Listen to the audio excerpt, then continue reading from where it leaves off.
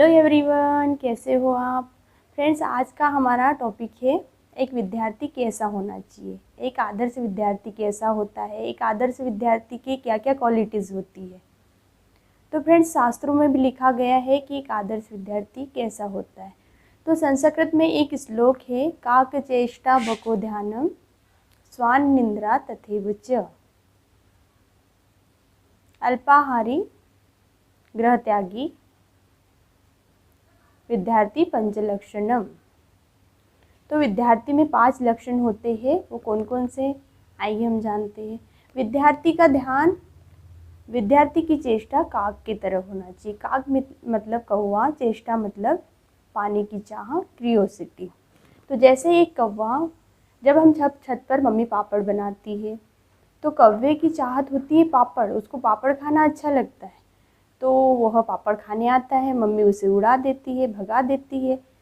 तो कौवा तब तो भाग जाता है, लेकिन उसकी पाने की चाह, उसकी क्रियोसिटी है, वो पापड़ होता है। उसकी वह निगाह, वो तो भाग जाता है लेकिन उसकी निगाह पापड़ पर होती है कि कब मम्मी काम निपटा कर नीचे जाए और मैं पापड़ खाऊं। तो जैसे मम्मी काम निपटा कर नीचे आएंगी वैसे वो पापड़ खाएंगा। इस तरह एक विद्यार्थी की कौवे की तरह चेष्टा होनी चाहिए। एक विद्यार्थी का ध्यान बगुले की तरह होनी चाहिए। बको ध्यानम मतलब बगुले की तरह ध्यान होना चाहिए। जैसे एक बगुला नदी किनारे उथले पानी में एक टांग पर खड़ा होता है, एक सन्यासी की तरह। किस चाहत में? मछली को खाने के लिए, उसके शिकार को पाने के लिए। उसी तरह एक बगुले का ध्यान जिस तरह उसकी शिकार की ओर होता है, जैसे वह एक टांग पर उथले पानी में, पानी के बाहर खड़ा होता है। जैसे ही मछली उसे एक घास का तिनका समझकर वहाँ खेलने लगती है, वो मछली उसके मुंह के अंदर ले लेता है। उसी तरह एक विद्यार्थी का बगुले की तरह ध्यान होना चाहिए। बगुले की तरह, एक सन्यासी की तरह उसका ध्यान होना चाहिए कि जो पढ़ रहा है, जो उसका लक्ष्य है, उस पर उसका ध्यान अडिग होना चाहिए। उसी तरह एक विद्यार्थी की नींद एक कुत्ते की तरह होनी चाहिए। जैसे एक कुत्ता कहीं भी झपकी ले सकता है, कहीं भी झपकी ले लेता है।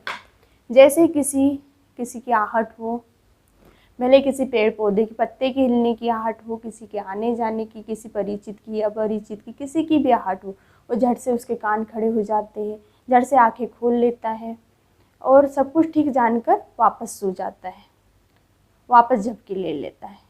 उसी तरह एक विद्यार्थी की भी नींद होनी चाहिए। विद्यार्थी की ऐसे गहरी नींद नहीं होनी चाहिए। विद्यार्थी ने कभी भी ऐसे मतलब बिल्कुल सोए पड़े रहना, आलस से तो बिल्कुल नहीं होना चाहिए विद्यार्थी में।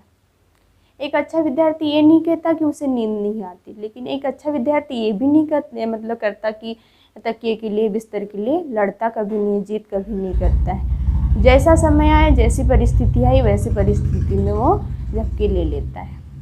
एक अच्छा विद्यार्थी ये नहीं कहता कि उसे भूख नहीं लगती है, लेकिन वो पेट भरने से ज़्यादा खाता भी नहीं है।